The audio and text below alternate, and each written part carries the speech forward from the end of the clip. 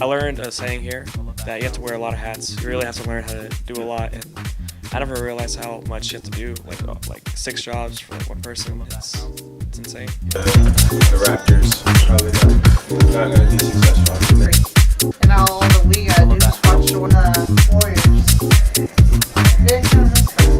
I want to be like at the game commentary. So like if you turn on the big game and you on TV and you see the commentators, I hopefully get to be one of them. It's about opening the door for other people.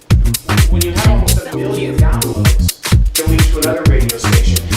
One thing I liked was the different editors that we met. I didn't know that it took that much editing for, say, a broadcasting piece, a documentary. 77 northbound from Carroll's Boulevard to Uptown. The drive limit is 18 minutes at an average speed of 45 miles per hour. You're just basically... I think I learned a lot more about the different realms of the field of broadcasting as well as radio. I went into this camp just personally with the goal to learn more about play-by-play. In Toronto, but like after he leaves? Yes, being on TV. I did do film and television as a kid, so yes, probably. I want to be a sideline reporter.